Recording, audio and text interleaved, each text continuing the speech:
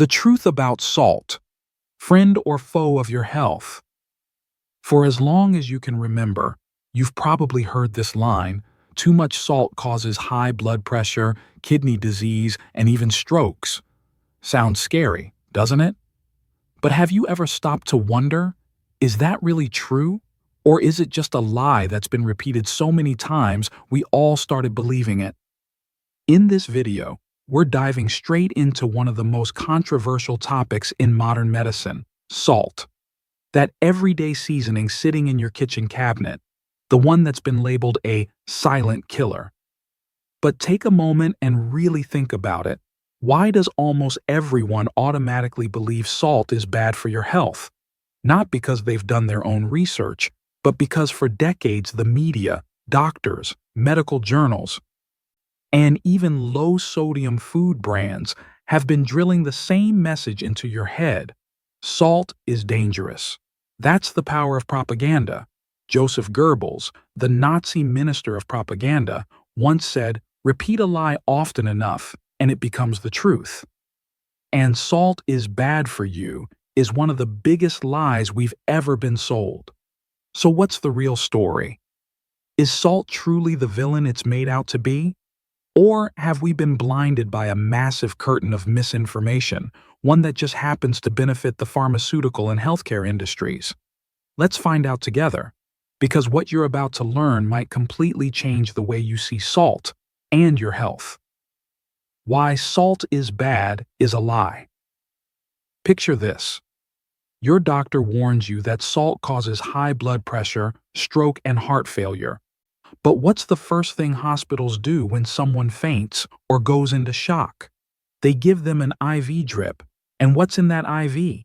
Saline, which is simply salt water, injected directly into your bloodstream. If salt were truly toxic, why would it be the life-saving solution used in every emergency room, surgery, and long-term care treatment? That's a contradiction very few people ever question. So why have we been brainwashed to believe salt is harmful?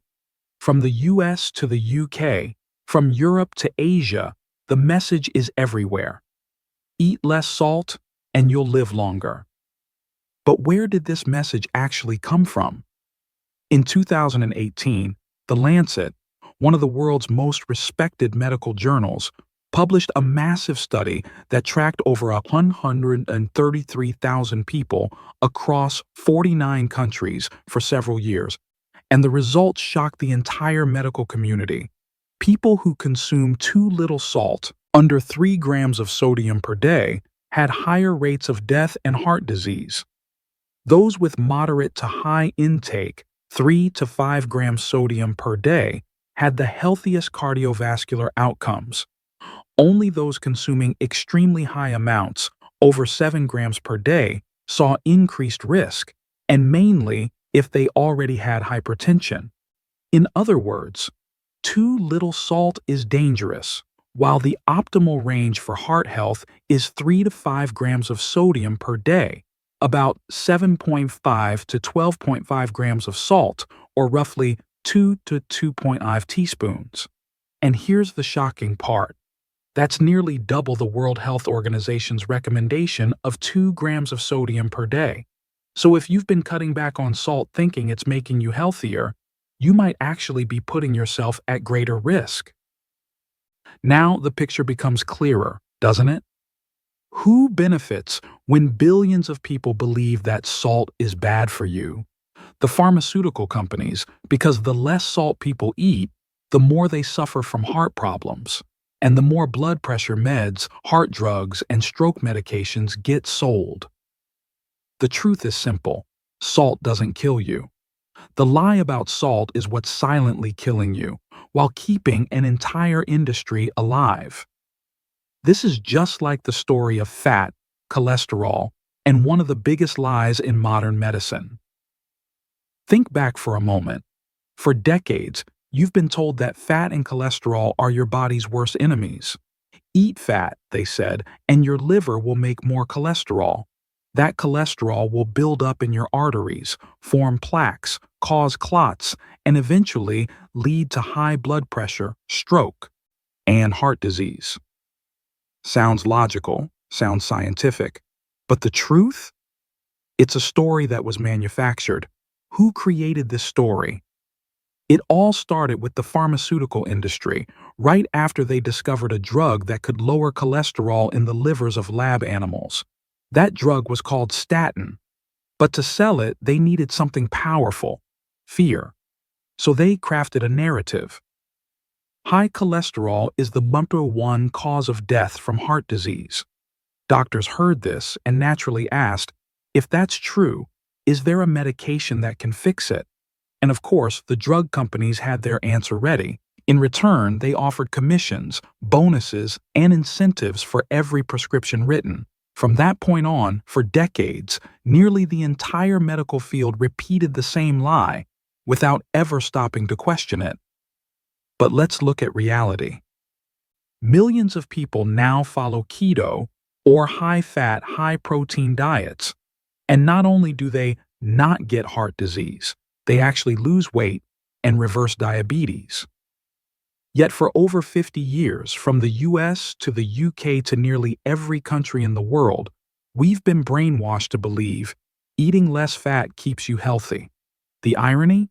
As statin sales exploded, cholesterol levels went down, but heart disease and stroke rates kept going up. Clearly, something doesn't add up.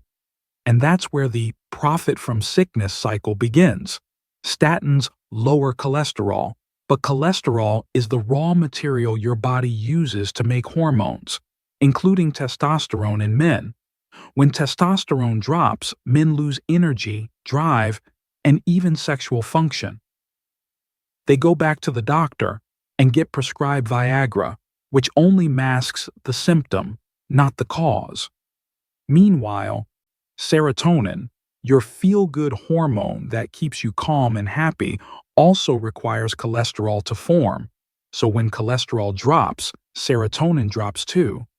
After a few months on statins, patients develop anxiety and depression. And what happens next? They're prescribed antidepressants. See the pattern now? A perfect profit chain. Eat less fat. Take statins to lower cholesterol. Statins disrupt hormones. Prescribe Viagra. Statins lower serotonin. Prescribe antidepressants. All from one single lie. Fat and cholesterol cause heart disease. Now, let's apply the same pattern to salt. You'll see, it's the exact same playbook. Create fear, repeat it everywhere, then sell you the solution to the fear they just created. Your kidneys are your body's natural filters. They clean your blood, make urine, and flush out toxins. But here's what most people don't know. Your kidneys run on something called the sodium-potassium pump. And sodium is salt. Without salt, that pump stops working. Your kidneys can't filter blood properly. When that happens, your body holds onto water. That excess water increases pressure in your blood vessels and forces your heart to work harder. That's when blood pressure rises. In other words, too little salt doesn't lower blood pressure. It actually makes it worse over time. And here's where the tragic irony begins. You feel dizzy, tired, or weak. You go to the doctor. They measure your blood pressure. It's high. So they prescribe blood pressure meds and tell you, cut back on salt even more. And the vicious cycle continues, accepted as medical truth. The FDA says you shouldn't eat more than 5.8 grams of salt per day. The American Heart Association goes even lower, just 2.8 grams, barely half the FDA limit. But here's the punchline. Do you know how much salt is in the IV bag that every hospital patient receives? 9 grams. Not 2.8, not 5.8. 9 grams of salt, injected directly into your bloodstream. Let me tell you a true story. A close friend of mine, 70 years old, fainted one night after getting a flu shot. When he arrived at the hospital, his blood pressure was 280/180, dangerously high on the edge of a stroke. And the first thing the nurse did, before the doctor even walked in, wasn't to recheck his blood pressure or do an ECG. She hung up a bag of saline and opened the valve, pumping salt water directly into his veins. Do you see the irony? While the FDA and the AHA keep warning that salt causes high blood pressure, stroke, and heart disease in the emergency room with a patient on the verge of a stroke, they immediately pump in 9 grams of salt, 3 times the AHA's safe limit. And they don't hesitate for a second. I asked a young nurse, "Don't you find that strange? In school, they taught you salt is dangerous, yet here you are pumping 9 grams of it into someone with high blood pressure." She gave a sad smile and said, "In the hospital, we don't call it salt. We call it IV fluid. But yes, I've always wondered why we keep saying salt is harmful when it's literally what keeps patients alive." And it gets even more ironic. In the UK, if you have a heart attack, the paramedics will start an IV of saline before you even reach the hospital. Why? Because they know your body needs salt more than you're getting from your diet. The truth is, an entire global culture has been programmed to believe that the less salt, the better. From schools, media, and ads to doctors and celebrities, everyone repeats the same message. The result? A world full of people with high blood pressure, strokes, and heart attacks. And what's the very first thing hospitals do when you collapse or lose consciousness? They pump salt back into your body. And the miracle? It happens fast. The patient feels lighter, calmer, the heart stabilizes, the kidneys kick back in, urine starts flowing, and blood pressure begins to drop. All of that from one single thing, salt. But they'll never tell you that. Imagine a deception so subtle, so perfectly executed, that it fooled the entire world. They planted one simple belief in our minds.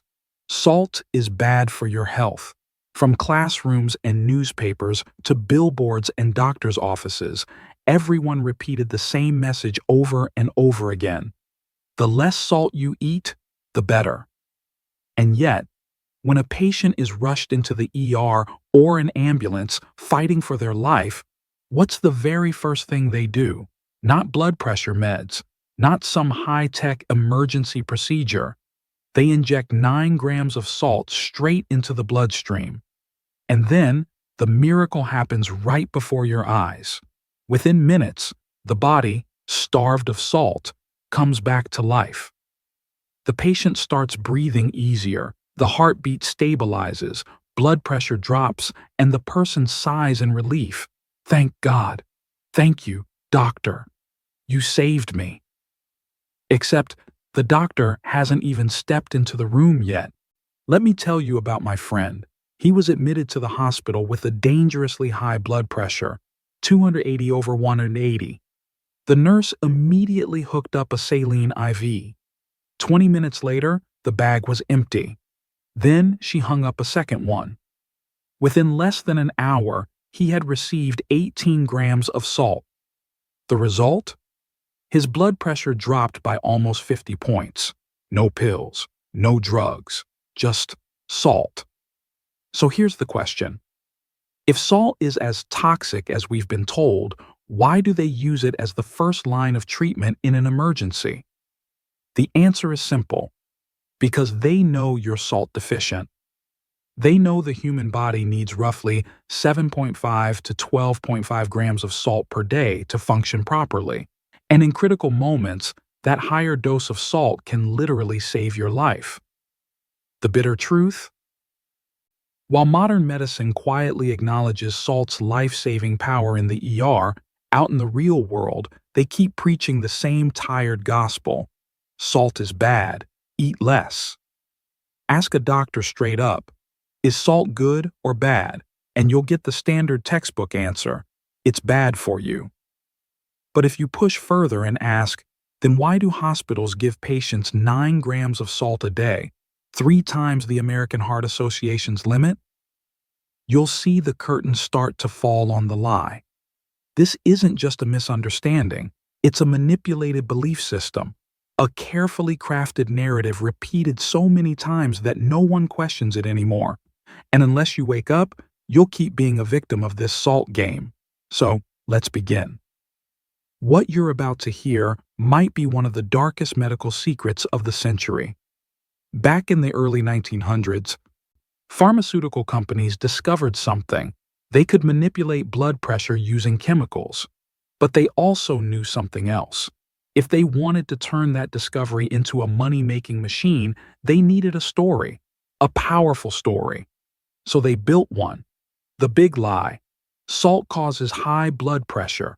Salt causes strokes. Salt causes heart attacks.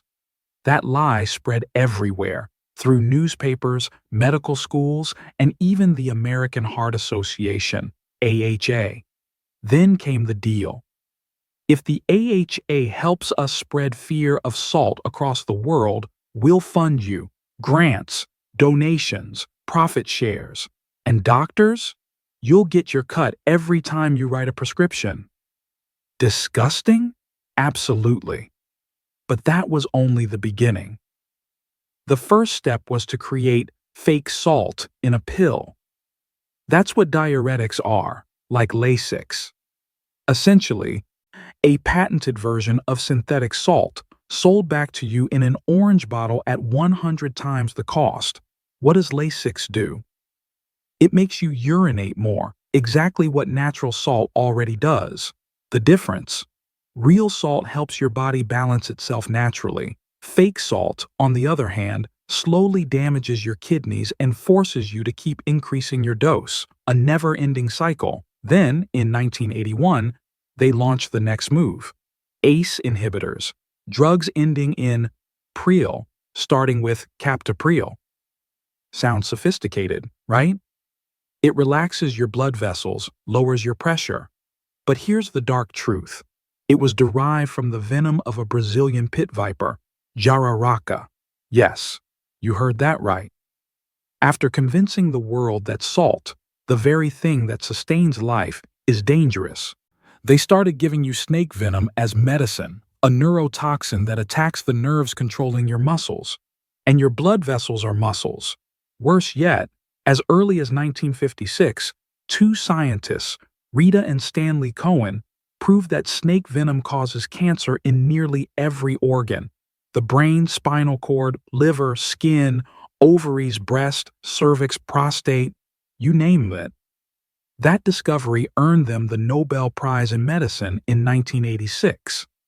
The scientific community knows this.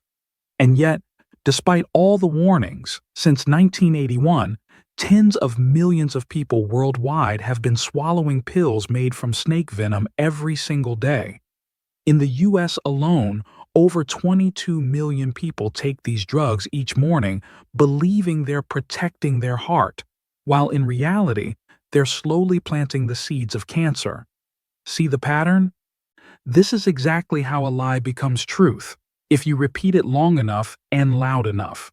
Just like Joseph Goebbels once said, tell a lie big enough, repeat it often enough, and the whole world will believe it. And we did. We believed salt was the enemy, when in fact, it's the foundation of life. We believed medicine would save us, when most of it is just fake salt and snake venom.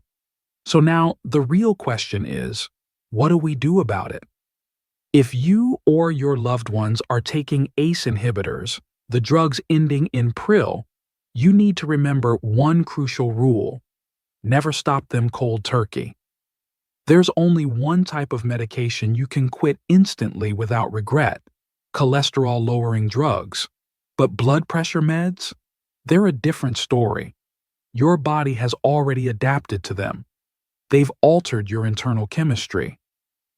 Stopping suddenly is like slamming the brakes on a car flying downhill. You know how that ends. The right way is to taper off, slowly, steadily. If you're on a full dose today, cut it in half and hold that for 2 weeks. If your body stays stable, reduce it again by half after another 2 weeks. Keep going, patiently, until your body can regain balance naturally, without the drug. You can do this on your own or with the help of a holistic practitioner or herbal specialist. But remember, the ultimate responsibility lies with you, because no one, not even your doctor, knows your body better than you do. This is the time to truly listen to your body. Let's say you're taking lisinopril for blood pressure. You decide to begin the process of freedom. You tell yourself, I'll cut my dose in half, and at the same time, I'll increase my natural salt intake up to about 9 grams a day for the first 2 weeks. By day 3, if your pressure feels more stable, your energy improves, and your mood lifts, that's your body telling you you're on the right track. Keep going. But if you get intense headaches, migraines you've never had before, that could be withdrawal. In that case, slow down. Go back up slightly to 3/4 of your original dose. Stay there for a few days with proper salt intake, then continue lowering gradually. Be patient. Be observant. When your pressure normalizes, your energy feels steady and the headaches stop.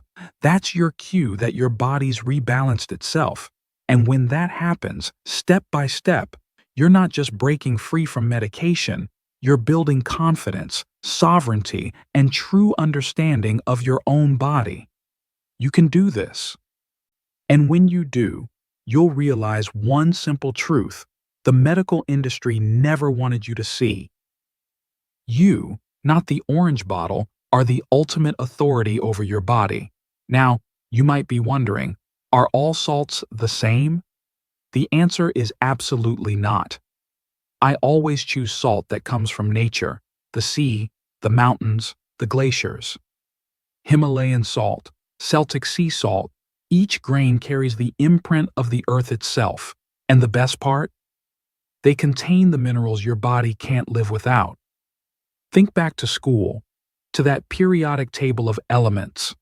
That's not just a chart for chemistry class. It's a list of everything required for life to exist.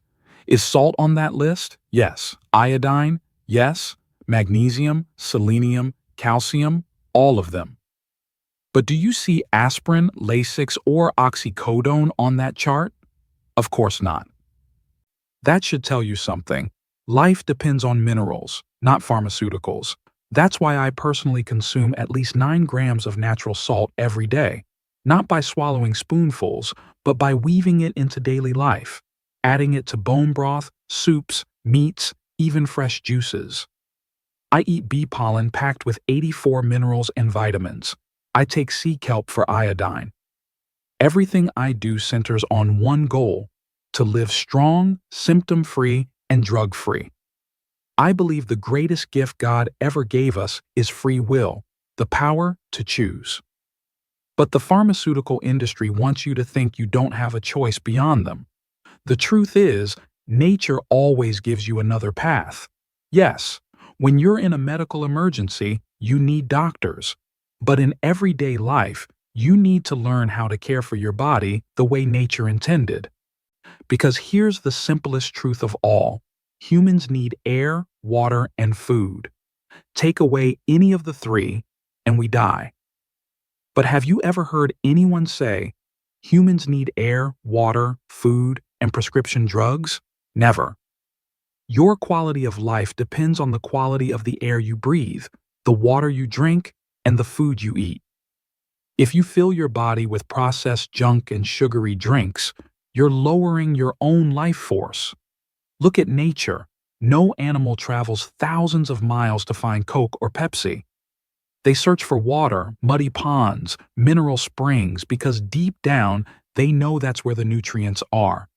Ever wonder why a massive elephant dips its trunk into a muddy puddle and drinks it with joy? Because it knows that water is rich in salt, calcium, magnesium, selenium, zinc. Everything it needs to stay strong. That's instinct, the very force that has kept life alive for millions of years. And we humans, we've survived and thrived thanks to nature, not because of a pharmaceutical industry that's barely 140 years old. The final message is simple. Go back to nature, because your body was designed to live with it, not because of medicine. Let me clear up one of the biggest questions people often have. Why do doctors give saline, the salt solution, to patients with high blood pressure? The answer sounds counterintuitive, but it actually makes perfect sense.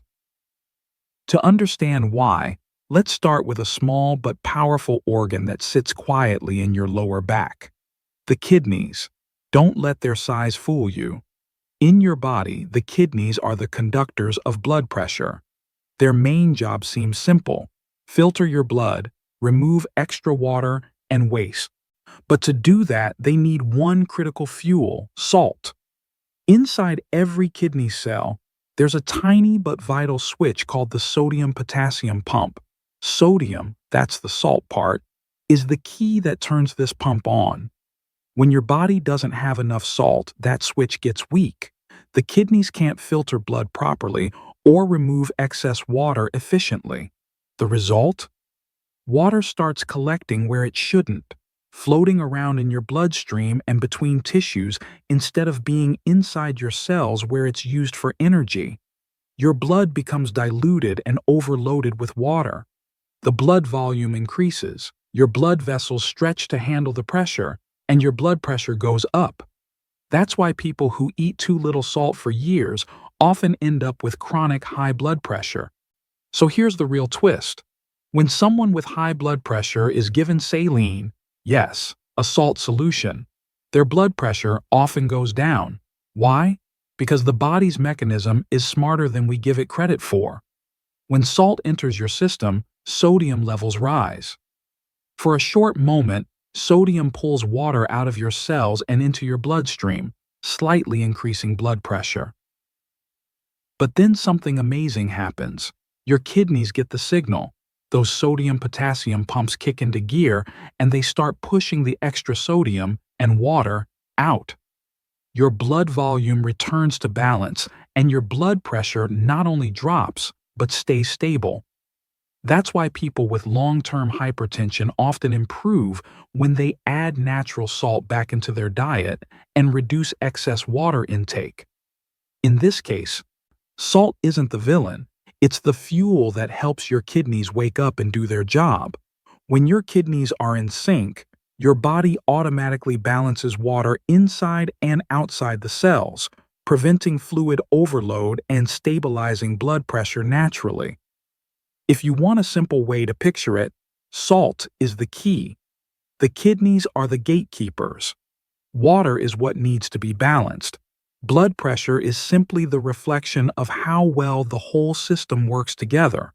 When you're low on salt, the system breaks down, kidneys weaken, water builds up, and blood pressure spikes. But when salt is restored in the right way, the system falls back into rhythm, the kidneys regain strength, excess water is released, and your blood pressure stabilizes, naturally. And it's a simple truth that most people overlook. Salt isn't your enemy. It's the life force that keeps your system running. Think about this. A dialysis fluid bag, the very solution that keeps millions alive each day, contains about 6 grams of sodium per 2 liters.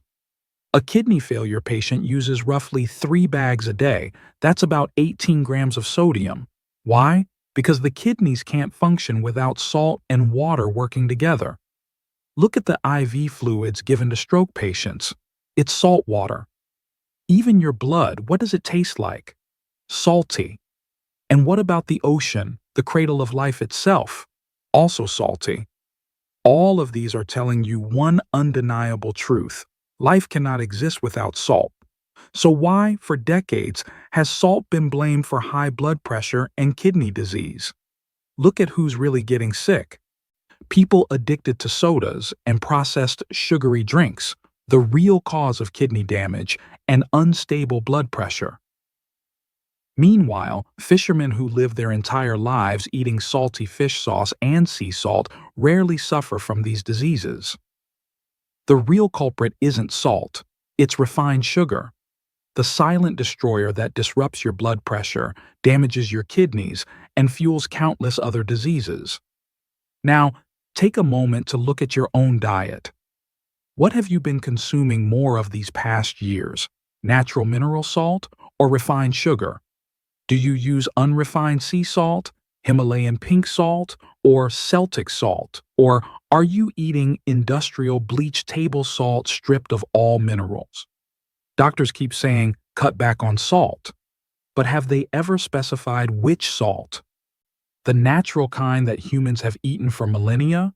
Or the industrial kind that's just sodium chloride and nothing else?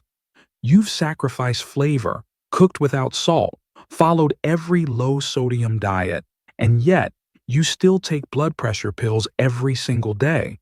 If salt were really the problem, your hypertension should have disappeared by now. The truth is painful.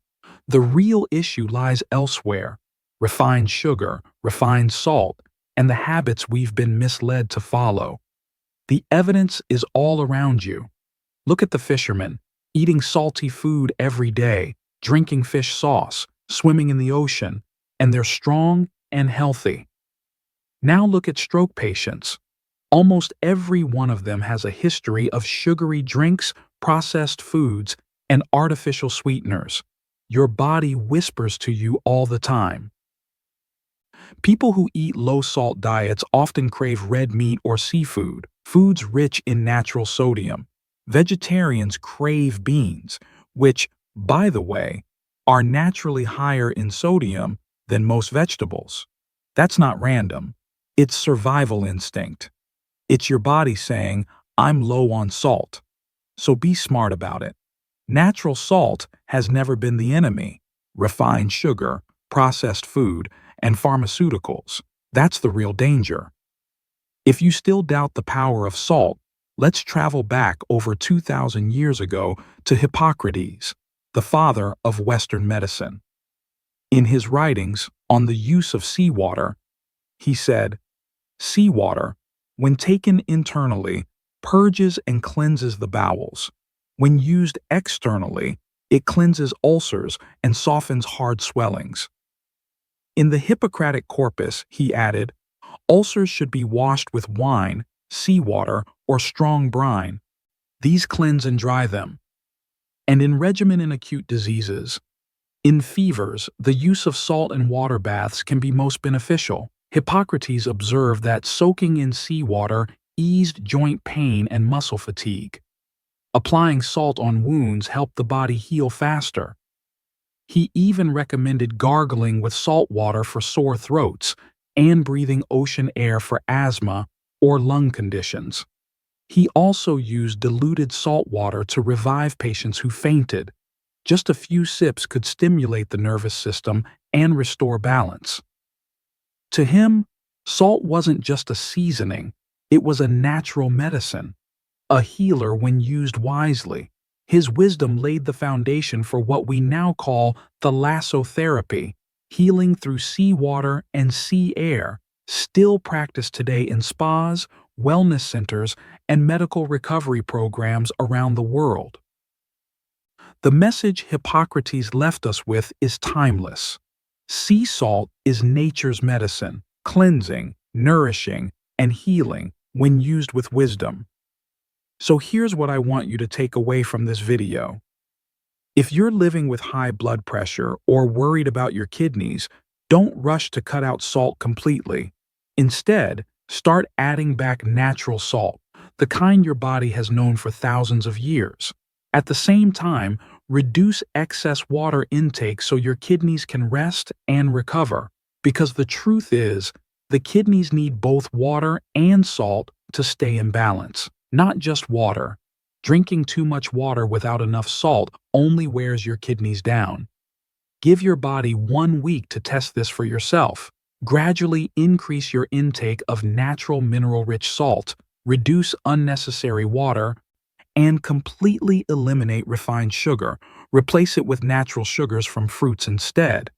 Within just a few days, you'll start to notice the difference. You'll urinate more easily, your flow will feel stronger, and it'll seem like your kidneys just woke up with renewed energy. That's the sign your body is finally getting the fuel it needs. Just like a machine runs smoothly with the right oil, your kidneys will thrive when you give them the salt and minerals they depend on. You'll feel it. Your mind clearer, your body lighter, your energy higher than ever before. For years, Many of us have been living in a state of water overload and salt deficiency, slowly draining our kidney power. Because that little sodium-potassium pump, the microscopic engine of life, only runs properly when your body has enough mineral salt. Thank you for staying with me until the very end of this video. In the next episode, we'll dive into another silent struggle so many people face: chronic constipation, what truly causes it, and how to fix it naturally.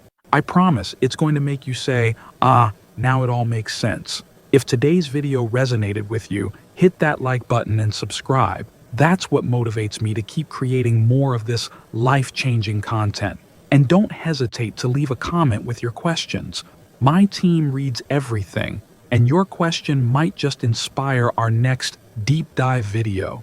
I'll see you in the next one, where we'll explore a whole new way of understanding your gut health and your body's natural power to heal itself.